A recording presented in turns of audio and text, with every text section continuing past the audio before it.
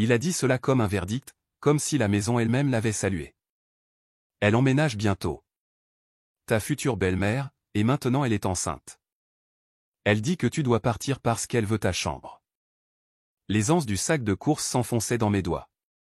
Les piments jalapeno au sommet s'entrechoquaient à chaque battement de cœur.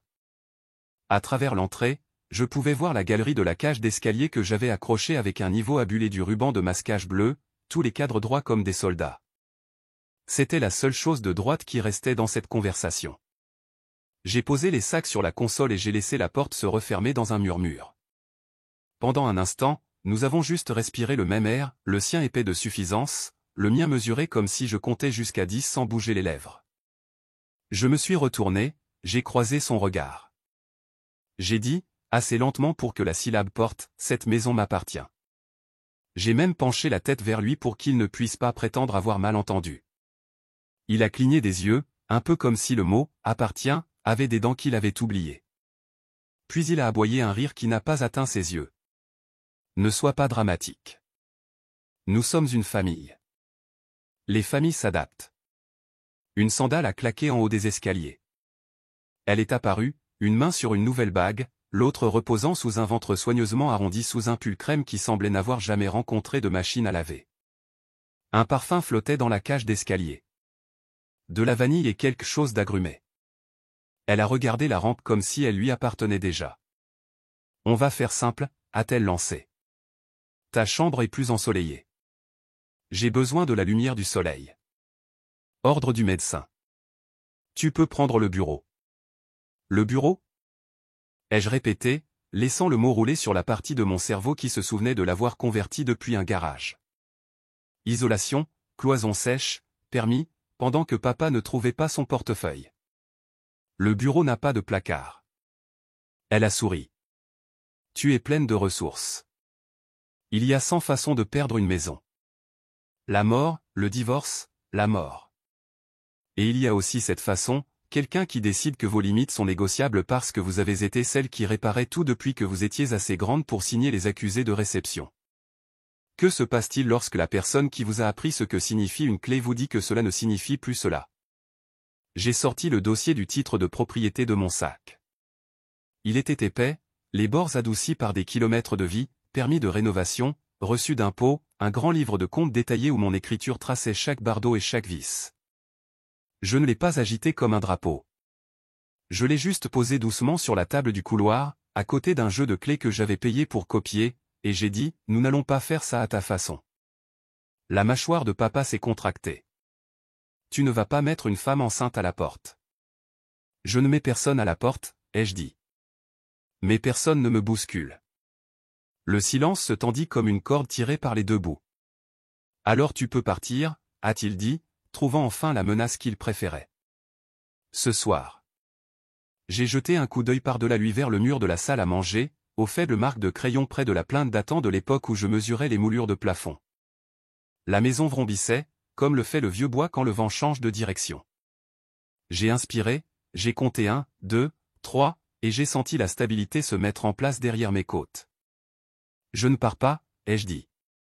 Et si elle emménage, elle sera la première locataire de l'histoire à signer un bail. Qu'elle n'écrira pas. J'ai ramassé le dossier du titre de propriété, je suis allé à la cuisine et je l'ai posé sur l'îlot comme un échiquier. Puis j'ai ouvert mon ordinateur portable. Il y a des façons douces de dire non. Je les ai utilisées. Il y a aussi des façons plus fermes. Ce n'était ni l'une ni l'autre. C'était le moment où j'arrêtais de demander à quiconque de se souvenir de quel nom est sur la porte. C'était le moment où je les forçais à le lire. Elle est descendue les escaliers comme si elle attendait son entrée en scène, pieds nus et silencieux sur le bois, une tasse de mon café à la main. Bonne nouvelle, dit-elle joyeusement. Nous avons discuté et avons décidé que tu serais mieux quelque part plus près de ton travail. Un nouveau départ. Plus près de mon travail? Je travaille depuis cette maison. Je n'ai pas répondu tout de suite. Au lieu de cela, j'ai cliqué sur mon ordinateur portable, ouvrant le portail des registres fonciers. La petite icône qui tourne a joué en ma faveur, m'offrant une pause assez longue pour laisser la tension dans la pièce s'empiler comme des briques. Tu devrais commencer à faire tes cartons maintenant, a dit papa, la voix rauque. Nous t'aiderons à déménager tes affaires d'ici le week-end. J'ai levé les yeux, plus calme que jamais. C'est généreux, mais je ne vais nulle part. Vous, si. Son sourire a vacillé. Pardon? J'ai tourné l'ordinateur portable pour qu'ils puissent tous les deux voir l'écran. Le sceau du comté les a dévisagés, suivi de mon nom en noir et blanc sous « propriétaire en titre ». Puis le relevé de l'hypothèque, tous les paiements à jour, tous prélevés sur mon compte. La mâchoire de papa s'est resserrée. Ça ne change rien. Nous sommes une famille. Les familles partagent. Non, ai-je dit en me penchant en avant. Les familles respectent les limites. Les locataires suivent les règles. Vous êtes sur le point d'être l'un ou l'autre. Pour la première fois, elle n'a pas eu de réplique cinglante. Elle a juste fixé l'écran comme s'il l'avait personnellement trahi. Je me suis levé, en fermant l'ordinateur portable. Je sors un moment. À mon retour, décidez du titre que vous préférez, famille ou locataire. Quoi qu'il en soit, les règles ne changent pas. Leurs yeux m'ont suivi jusqu'à la porte. Mais personne n'a parlé. Dehors, l'air était assez froid pour piquer mes joues, le genre de froid qui vous aiguise l'esprit. Je n'avais pas à me battre contre eux pour gagner. Je devais juste les laisser s'installer confortablement, car plus longtemps ils croiraient pouvoir prendre le contrôle, plus il serait satisfaisant de leur montrer la date d'expulsion que j'avais déjà encerclée sur mon calendrier. 2 matins plus tard, je me suis réveillé au son de mes propres tiroirs de commode qu'on ouvrait.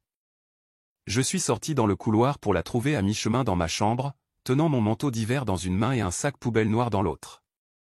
Je pensais t'aider à prendre de l'avance, dit-elle, son ton si faussement mielleux qu'il en était écœurant. Je me suis appuyé contre le cadre de la porte, en croisant les bras. Ce manteau vaut plus que ta bague de fiançailles. Repose-le. Ses narines se sont dilatées.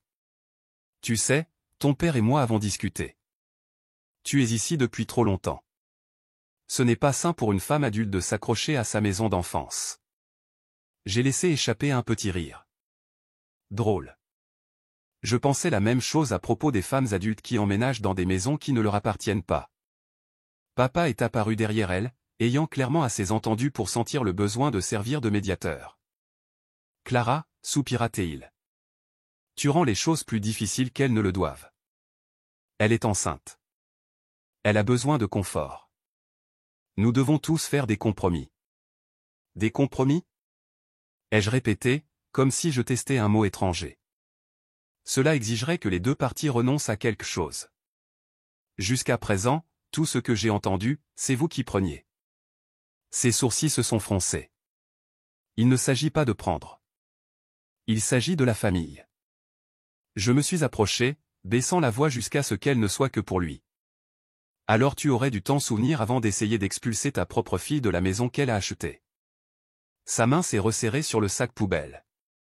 Nous n'allons pas nous laisser intimider pour obtenir ce qui est juste.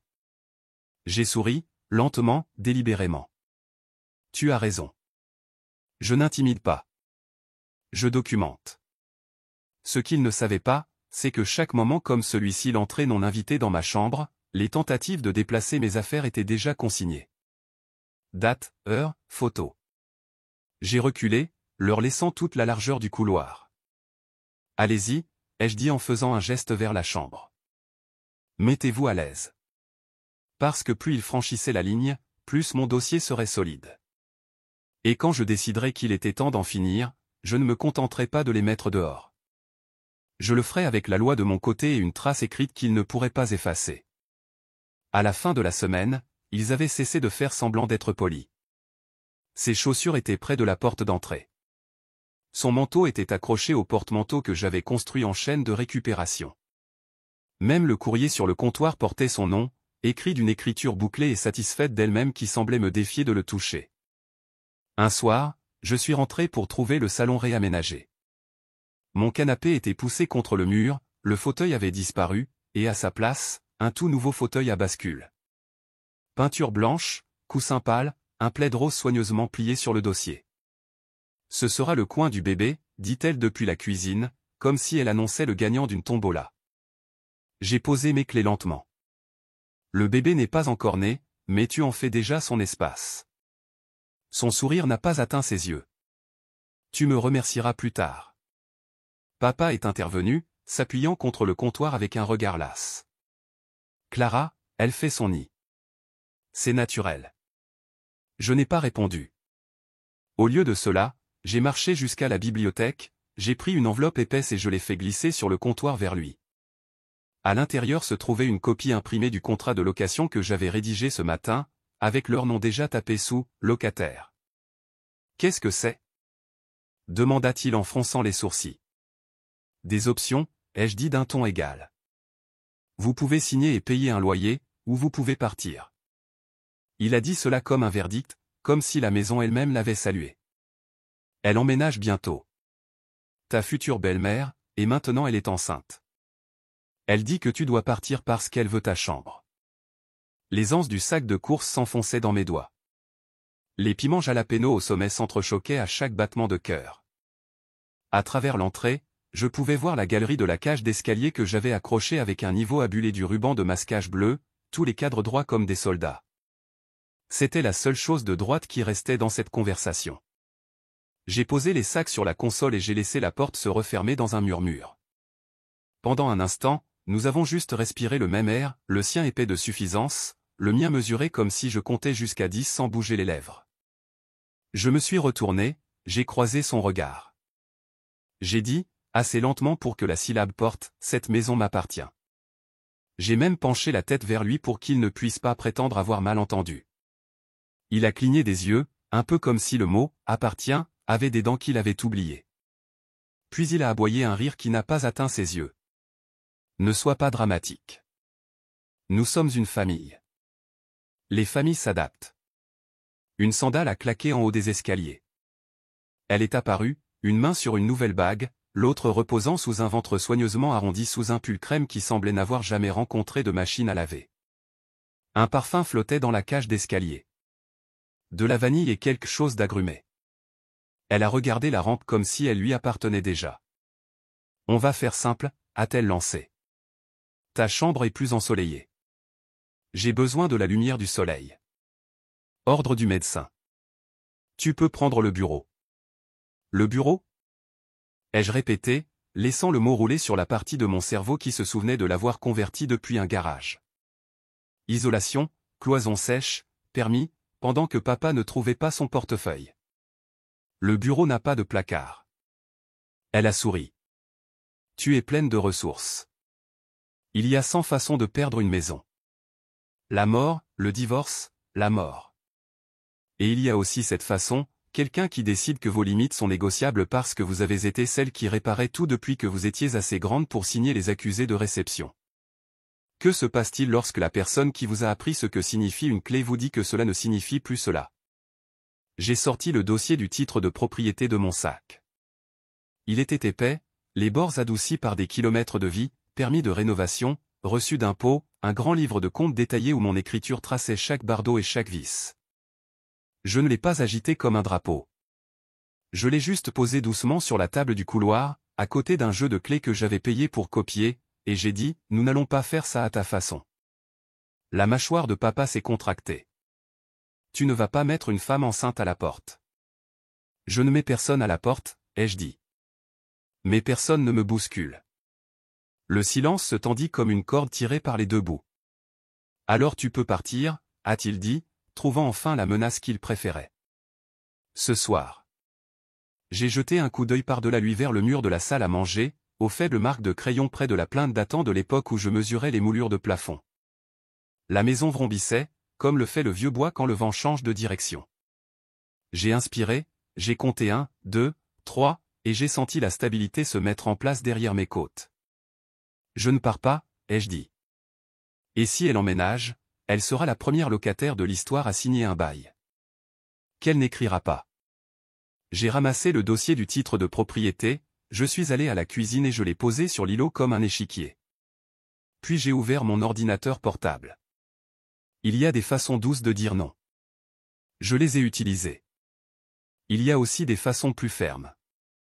Ce n'était ni l'une ni l'autre. C'était le moment où j'arrêtais de demander à quiconque de se souvenir de quel nom est sur la porte.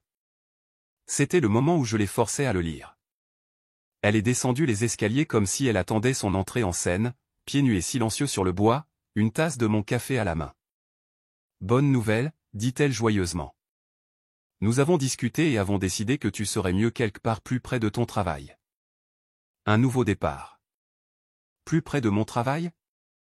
Je travaille depuis cette maison. Je n'ai pas répondu tout de suite. Au lieu de cela, j'ai cliqué sur mon ordinateur portable, ouvrant le portail des registres fonciers. La petite icône qui tourne a joué en ma faveur, m'offrant une pause assez longue pour laisser la tension dans la pièce s'empiler comme des briques. Tu devrais commencer à faire tes cartons maintenant, a dit papa, la voix rauque. Nous t'aiderons à déménager tes affaires d'ici le week-end. J'ai levé les yeux, plus calme que jamais.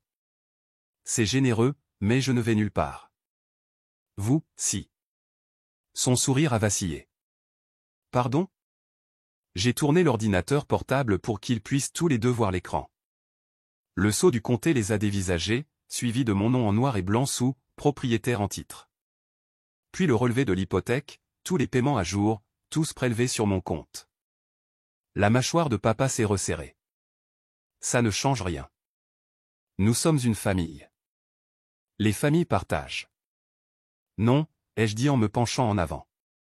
Les familles respectent les limites. Les locataires suivent les règles. Vous êtes sur le point d'être l'un ou l'autre.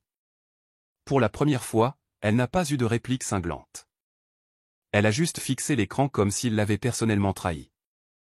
Je me suis levé, en fermant l'ordinateur portable. Je sors un moment. À mon retour, décidez du titre que vous préférez, famille ou locataire. Quoi qu'il en soit, les règles ne changent pas. Leurs yeux m'ont suivi jusqu'à la porte. Mais personne n'a parlé. Dehors, l'air était assez froid pour piquer mes joues, le genre de froid qui vous aiguise l'esprit. Je n'avais pas à me battre contre eux pour gagner. Je devais juste les laisser s'installer confortablement, car plus longtemps ils croiraient pouvoir prendre le contrôle, plus il serait satisfaisant de leur montrer la date d'expulsion que j'avais déjà encerclée sur mon calendrier. 2 matins plus tard, je me suis réveillé au son de mes propres tiroirs de commode qu'on ouvrait. Je suis sorti dans le couloir pour la trouver à mi-chemin dans ma chambre, tenant mon manteau d'hiver dans une main et un sac poubelle noir dans l'autre. Je pensais t'aider à prendre de l'avance, dit-elle, son ton si faussement mielleux qu'il en était écœurant. Je me suis appuyé contre le cadre de la porte, en croisant les bras. Ce manteau vaut plus que ta bague de fiançailles. Repose-le. Ses narines se sont dilatées. Tu sais, ton père et moi avons discuté. Tu es ici depuis trop longtemps.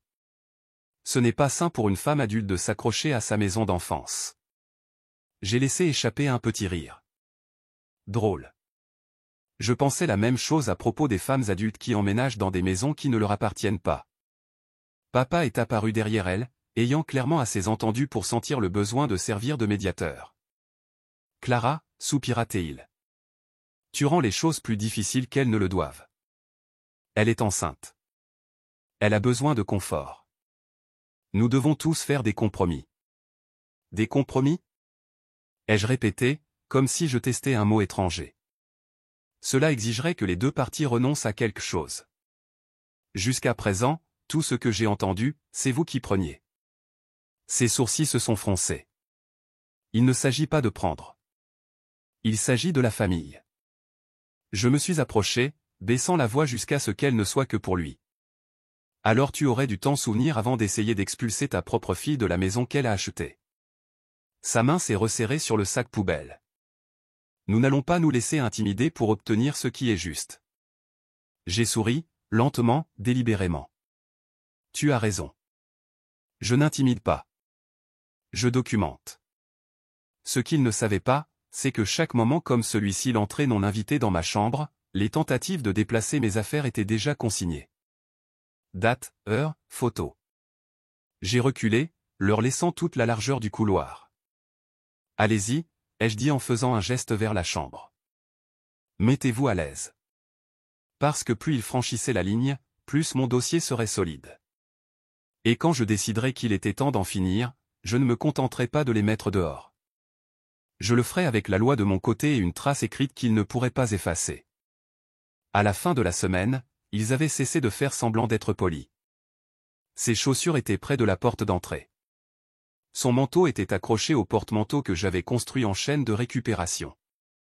Même le courrier sur le comptoir portait son nom, écrit d'une écriture bouclée et satisfaite d'elle-même qui semblait me défier de le toucher. Un soir, je suis rentré pour trouver le salon réaménagé. Mon canapé était poussé contre le mur, le fauteuil avait disparu, et à sa place, un tout nouveau fauteuil à bascule. Peinture blanche, coussin pâle, un plaid rose soigneusement plié sur le dossier. Ce sera le coin du bébé, dit-elle depuis la cuisine, comme si elle annonçait le gagnant d'une tombola. J'ai posé mes clés lentement. Le bébé n'est pas encore né, mais tu en fais déjà son espace. Son sourire n'a pas atteint ses yeux. Tu me remercieras plus tard. Papa est intervenu, s'appuyant contre le comptoir avec un regard las. Clara, elle fait son nid. C'est naturel. Je n'ai pas répondu. Au lieu de cela, j'ai marché jusqu'à la bibliothèque, j'ai pris une enveloppe épaisse et je l'ai fait glisser sur le comptoir vers lui. À l'intérieur se trouvait une copie imprimée du contrat de location que j'avais rédigé ce matin, avec leur nom déjà tapé sous « locataire ». Qu'est-ce que c'est ? Demanda-t-il en fronçant les sourcils. Des options, ai-je dit d'un ton égal. Vous pouvez signer et payer un loyer, ou vous pouvez partir. Quoi qu'il en soit, c'est légal maintenant. Sa bouche s'est ouverte. Tu ne peux pas être sérieuse. Très sérieuse, ai-je dit. Et avant que tu ne dises quoi que ce soit sur la famille, souviens-toi que tu as cessé de me traiter comme de la famille au moment où tu m'as dit de sortir de ma propre maison. Ils n'ont pas touché l'enveloppe. Je ne l'ai pas poussé plus près. Parce qu'il ne s'agissait pas de les faire accepter sur le moment, il s'agissait de planter la graine, la conscience que chaque centimètre de terrain qu'ils pensaient avoir conquis était toujours à moi. Et bientôt, je le prouverai d'une manière qu'ils ne pourraient ignorer. La semaine suivante, l'air dans la maison avait changé. Il n'était plus seulement tendu, il était territorial. Je trouvais sa lessive dans mon sèche-linge, mes épices mélangées dans le garde-manger. Une fois, elle a même déplacé, accidentellement, ma chaise de bureau dans le garage pour faire de la place au fauteuil à bascule de la chambre de bébé. Je n'ai pas discuté. Je n'ai touché à rien de ce qu'elle a modifié, parce que je ne constituais plus mon dossier. Je l'armais. Chaque intrusion mesquine était photographiée, chaque remarque documentée, chaque date et heure estampillée dans un dossier soigné et sécurisé dont elle ignorait l'existence. Un après-midi, je suis rentré tôt et je les ai surpris dans le jardin. Papa faisait les 100 pas, clairement au milieu d'une diatribe, tandis qu'elle se tenait les bras croisés. Elle bluffe, disait-il. Elle n'oserait jamais nous mettre dehors. Pas son propre père. J'ai ouvert la porte coulissante juste assez pour sortir. Vous voulez vraiment tester cette théorie ? Ils se sont tous les deux retournés. Elle a souri avec suffisance. Tu penses qu'un juge se rangera de ton côté plutôt que du côté d'une femme enceinte ? Je n'ai même pas scié. Oui. Surtout avec un bail signé que vous refusez d'honorer. Son sourire narquois a vacillé. Papa l'a regardé, quelque chose vacillait dans son expression. Le doute, peut-être ? La peur ? Je suis rentré sans un mot de plus, mais je savais que cette minuscule fissure dans leur confiance était enfin apparue. Et bientôt, elle s'étendrait. Jour 42 de mon compte à rebours silencieux. À présent, je pouvais cartographier leur routine sans réfléchir. Elle dormait jusqu'à 10 heures, se promenait dans mes pantoufles, et passait les après-midi à faire son nid, ce qui signifiait en réalité démanteler des parties de la maison pour l'adapter à ses goûts. Papa rentrait de ses courses en sentant légèrement la sueur de bois, toujours avec un nouveau projet qu'ils avaient décidé sans me demander mon avis. Ce matin-là, un camion de livraison s'est arrêté. 2 hommes ont transporté un immense berceau, du genre qui semblait appartenir à un catalogue pour les gens qui aiment prétendre que l'argent pousse sur les arbres. Elle n'a même pas jeté un regard vers moi alors qu'ils l'installaient dans ma chambre. Je me suis appuyé sur le chambranle de la porte, regardant le bois poli être assemblé pièce par pièce. Vous savez, dis-je nonchalamment, c'est drôle que vous mettiez ça là. Dans 30 jours, vous allez devoir le démonter à nouveau. Elle s'est figée au milieu d'une indication au livreur. Quoi ? La voix de papa est venue de derrière moi. Clara, ça suffit. On te l'a dit. Je me suis tourné vers lui, calme, voire ennuyé. 30 jours, papa. C'est à ce moment-là que le préavis expire. C'est à ce moment-là que les serrures changent. C'est à ce moment-là que vous n'êtes plus mon problème. Ses yeux ont filé entre nous. Tu bluffes. Je suis entré dans la pièce, passant ma main sur le bord du berceau. La différence entre nous? Je ne bluffe pas. Je lance la procédure. La couleur a quitté son visage, juste assez pour que je le remarque. Papa a bougé, mal à l'aise, comme s'il venait de réaliser que cela ne se terminerait pas par une étreinte familiale. Je suis sorti, laissant derrière moi le son de la clé Allen cliquant contre les boulons du berceau. Dans mon bureau, j'ai ouvert le fil de discussion par courriel avec mon avocat, faisant défiler jusqu'au dernier message, tout est en ordre. 30 jours exactement. Ils n'ont aucun recours légal. Je me suis adossé à ma chaise, laissant la satisfaction s'installer, car il y a une certaine paix à savoir que l'horloge tourne et que vous êtes la seule à pouvoir l'entendre. Jour 29. L'air dans la maison était vif, ténu, comme l'atmosphère avant un orage. Je suis rentré pour la trouver dans le salon, le téléphone collé à l'oreille, la voix basse mais pressante. Elle n'est pas sérieuse non, elle ne peut pas, papa dit qu'elle bluffe. Elle s'est figée quand elle m'a vu, puis m'a tourné le dos comme si cela pouvait effacer les mots que je venais d'entendre. Papa est entré un instant plus tard, tenant 2 tasses de café. Une pour lui, une pour elle. Pas de troisième en vue. Clara, tu as fait passer ton message, dit-il. Maintenant, soyons raisonnables. Raisonnable? C'était son mot préféré quand il me demandait de renoncer à quelque chose pour son confort. J'ai posé mon sac, lentement et délibérément. Raisonnable, c'était que vous restiez chez vous. Raisonnable, c'était que vous demandiez avant de la faire emménager. Nous avons largement dépassé le stade du raisonnable. Ses yeux se sont plissés. Tu vas mettre ton propre père à la porte. J'ai soutenu son regard. Je vais expulser 2 personnes qui ont clairement montré qu'elles ne me respectent pas, ni ma maison. La biologie ne vous donne pas un laissez-passer pour traiter quelqu'un comme un invité dans sa propre vie. Ils n'ont plus parlé après ça, mais je pouvais le sentir, la panique qui s'installait, les calculs silencieux dans leur tête sur où ils iraient ensuite. Ce soir-là, je me suis assise à la table de la cuisine, éclairée uniquement par la lueur de mon ordinateur portable, et j'ai sorti les derniers papiers, ordre d'expulsion, autorisation de changement de serrure, remboursement du dépôt de garantie. Parce que même quand on met fin à quelque chose, on le fait proprement. J'ai signé chaque page d'un trait régulier, le stylo grattant contre le papier comme s'il savait que c'était la fin. Demain n'était pas seulement le dernier jour de mon compte à rebours, c'était le jour où je réclamerais chaque centimètre carré qu'il pensait pouvoir voler. Le matin du jour 30 était silencieux, de la même manière qu'un champ de bataille est silencieux avant la première charge. Les déménageurs sont arrivés à 8 heures précises. Leurs bottes résonnaient dans le couloir alors qu'ils transportaient des cartons pliés et du ruban adhésif. Je suis resté dans la cuisine à siroter mon café, laissant le son du carton qui se déchire remplir l'espace où la voix de mon père avait l'habitude de retentir. Elle est apparue la première, les cheveux en désordre, les yeux écarquillés, serrant une robe de chambre contre sa poitrine. « Tu ne peux pas juste. »« Je peux, ai-je dit. Et je l'ai fait. Tout ce que vous possédez sera emballé et livré à l'adresse que vous avez fournie pour le remboursement du dépôt. » Sa mâchoire a tremblé. « Nous n'avons pas d'autre adresse. » J'ai croisé son regard pour la dernière fois. « Alors tu aurais dû y penser avant d'essayer de prendre la mienne. » Papa est entré plus lentement qu'elle, les épaules affaissées. Pour une fois, il n'y a eu ni sermon, ni défense. Il a juste regardé le salon à moitié vide comme s'il réalisait trop tard à quel point tout cela avait été temporaire.